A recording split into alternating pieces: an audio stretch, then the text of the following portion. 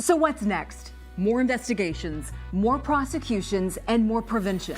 But it looks like Minnesota taxpayers are going to eventually be out billions of dollars. America, Minnesota has officially become the fraud capital of the United States. And what I'm about to show you is going to blow your mind. We're talking about over $1 billion in taxpayer money stolen through systematic fraud schemes that have been going on for years under Tim Walz's watch. But here's what's going to make your blood boil. While federal prosecutors are calling it white-collar crime on steroids, new revelations show voter registration fraud involving 600 fake applications across 13 counties, and Walz is claiming it's just organized crime, that he had nothing to do with it. Meanwhile, legislative audits going back 20 years warned about these exact problems, but Democratic leadership ignored every single red flag.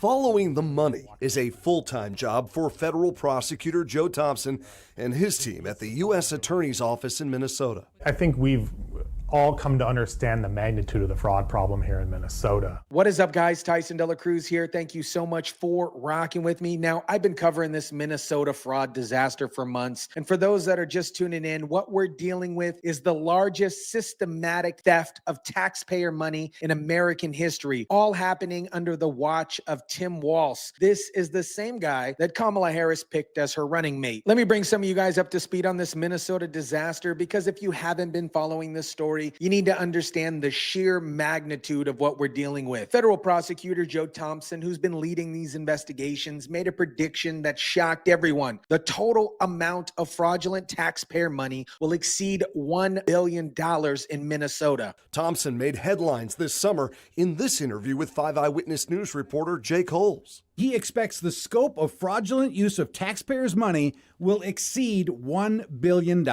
When Thompson was asked if he stands by that billion-dollar prediction, he said, yeah, I was actually surprised that there was such a reaction to that particular comment. I thought it was so obvious. Think about that for a second, guys. A federal prosecutor thinks it's obvious that Minnesota has lost over $1 billion to fraud, and somehow Tim Walz and state Democrats act like they had no idea what was happening. You stand by that? Yeah, I was actually surprised that there was such a reaction to that Oh, comment. come on. You weren't really surprised, were you?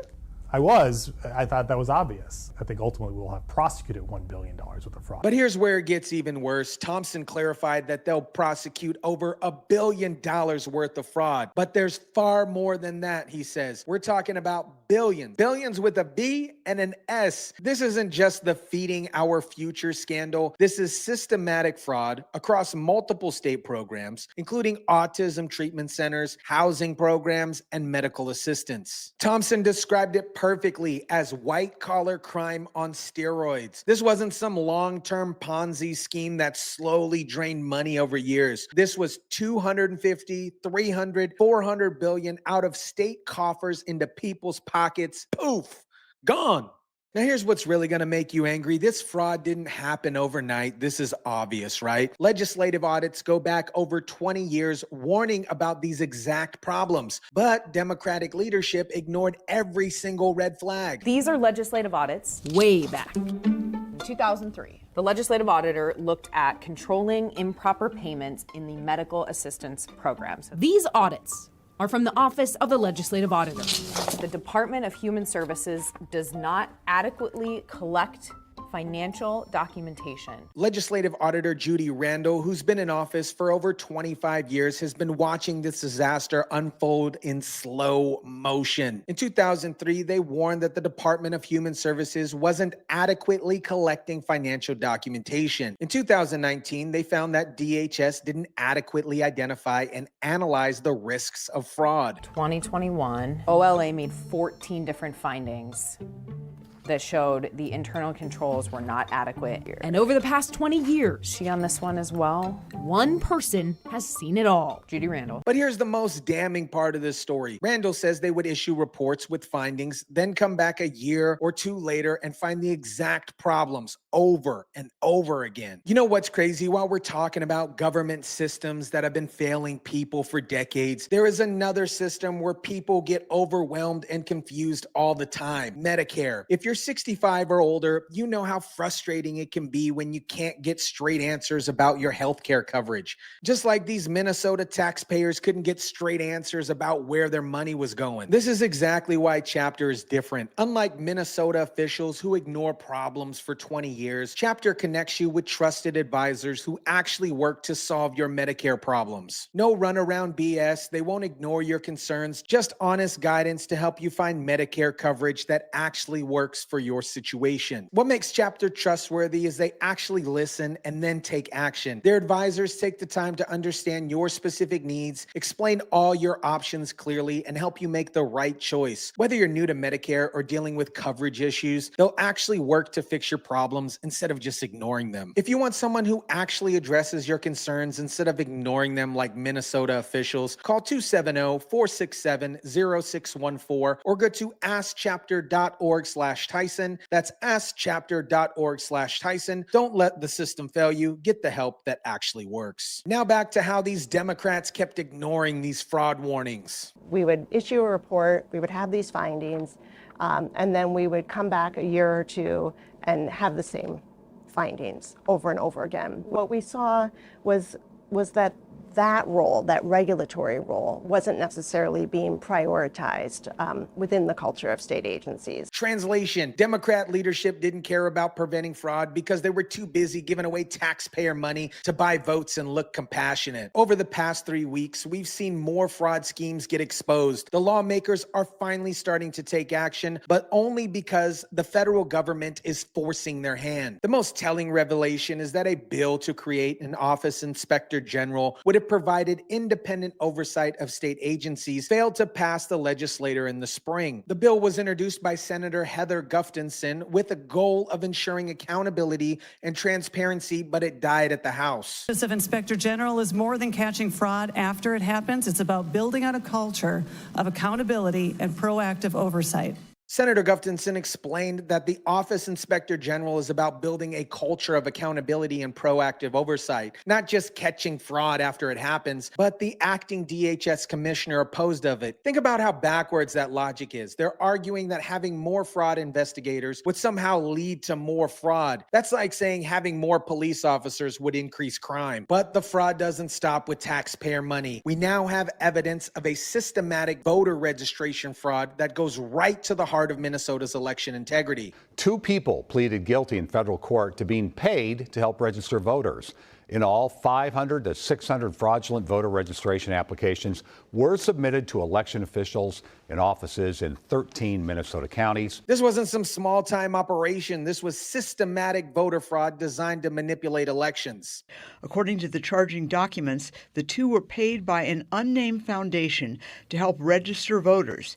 The 2 defendants pled guilty this summer and have since moved out of state. But here's what's really disturbing. The scope of this 2-year FBI and state investigation was not previously known. Federal court documents filed in June say Ronnie Williams and Lorraine Lee Combs filled out voter registration forms with fake names, addresses, date of birth, and social security numbers, and that an unnamed foundation paid for them. This is exactly the kind of systematic election fraud that Democrats claim doesn't exist. But here's the evidence in federal court documents. Now let's talk about Tim Walz's absolutely pathetic response to this fraud crisis, because his excuses are even more insulting than the fraud itself. Do you think the worst of the state government fraud cases have been uncovered, or do you have reason to believe there is more to come? Oh, I think there's more. So let me get this straight, Tampon Tim. Walz has been governor since 2019, but he's claiming this organized crime ring has been going on for years, like he had nothing, absolutely nothing to do with it. Oh, I think there's more. And look, we've got organized crime ring in Minnesota. I think it's been going on for years. From Feeding Our Future to autism programs to housing stabilization, Minnesota taxpayers are victims of more than $1 billion of fraud. But then he has the audacity to blame C-19 pandemic rules for fostering this fraud. The C-19 pandemic didn't create systematic fraud. Let me tell you what did. Weak leadership and lack of oversight did. I think the COVID pandemic and the releasing of some of the rules, the relaxing of the rules, fostered this. On Feeding Our Future, some of it in retrospect seems so obvious. Thousands of children supposedly being fed at these sites that were just physically wasn't even possible. But if it was so obvious in retrospect, why didn't his administration catch it? Why did it take federal investigators to expose what should have been obvious to state oversight? The fight over creating Office of Inspector General perfectly illustrates how Minnesota Democrats prioritize protecting their corrupt system over protecting taxpayers. The legislation ended up passing the Senate by a wide margin, but it failed to make it to the House floor, even though it was the top priority as House File number 1. Republican House Speaker Lisa DeMuth pointed out that they couldn't get it through despite broad bipartisan support. One of the big things that is still left on the table that didn't get done is setting up the external Office of Inspector General, the OIG. That passed almost unanimously in the Senate. We couldn't get it through in the House. How is it that a bill can pass 60-7 in one body, broad bipartisan support, and then not even get a vote in the House? Well, I think there was bipartisan opposition in the House to that particular bill. There were maybe some people who were willing to talk about it in front of the cameras about being for it, but behind the scenes there was some opposition. Democrats knew that an independent inspector general would expose even more corruption and hold them accountable for their failures. And we see it almost every week with a new story coming out. Bipartisan agreement. I think what we've seen has been frustrating. Senator Heather Guffinson and Senator Michael Kroon are calling for renewed efforts to create an independent inspector general. There are currently 12 other states that have this type of independent inspector general. Minnesota could become number 13 if Democrats would stop blocking accountability. The fraud isn't just happening in state programs. It's also destroying nonprofit organizations that are supposed to help communities. Specifically, the mishandling of $100,000 from the Isanti County Sheriff's Foundation. The former treasurer is facing 2 felony theft charges. This money was supposed to help a Twin Cities nonprofit that mentored at-risk youth, but instead went to personal expenses. According to a criminal complaint, Nordenstrom was using the money to pay off debts and to buy farming equipment.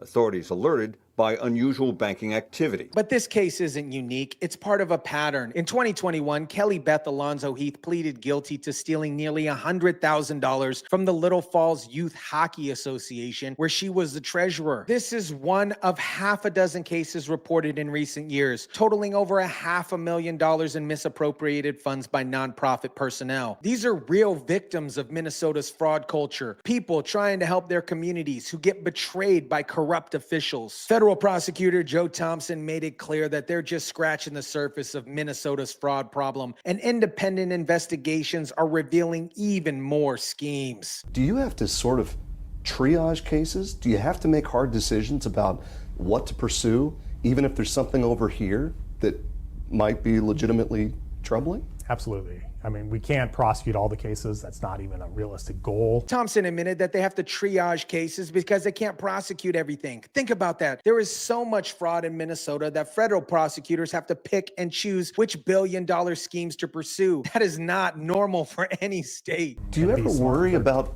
fraudsters being emboldened, that maybe they'll just get lucky and not be the ones that you chase down? Well, sure. One of the issues, and if you hear us argue at sentencing, one of the concerns is if you had the opportunity to make, say, $10 million, and maybe there's a 10% chance you get caught, maybe only 5% chance you get caught. And if you get caught, you might have to go to prison for 4 or 5 years, maybe even 10 years.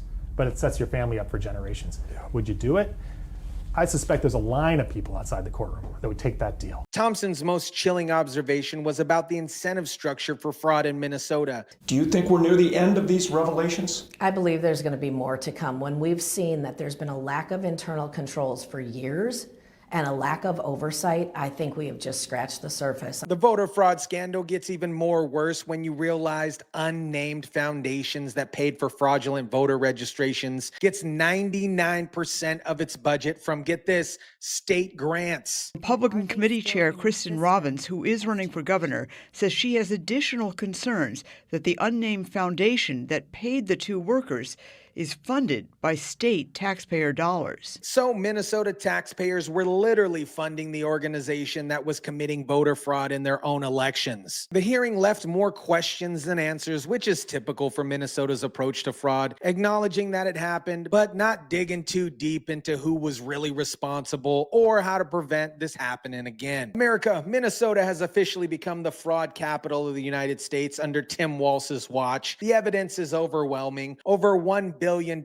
in taxpayer money stolen, 20 years of ignored audit warnings, systematic voter fraud across 13 counties, and a governor who blames everybody but himself. The fact that federal prosecutors had to triage fraud cases because there were too many to prosecute tells you everything you need to know about the culture of corruption that Walz has allowed to flourish. When fraudsters know that there's only a 5 to 10% chance of getting caught and the penalties are light compared to the potential rewards, you create exactly the environment we see in Minnesota. The Inspector General bill that passed the Senate 60-7 couldn't even get a single vote in the House. Shows you how determined Democrats are to prevent oversight and accountability. They'd rather protect their corrupt system than protect taxpayers. The fraud involving a state-funded foundation shows that this corruption goes right to the heart of Minnesota's election integrity. When taxpayers are funding organizations that commit voter fraud, you have a complete breakdown of democratic governance. Tim Walz can blame organized crime and C-19 all he wants, but the reality is this fraud happened under his watch because of his failed leadership. Minnesota didn't become the fraud capital of America by accident. It became the fraud capital because Democrats created a culture where fraud is rewarded and oversight is blocked. Let me know what you think about this. Drop it down in the comment section down below. Smash the like button if you kindly would. Share, subscribe, and as always, guys, I'll catch you on the next one.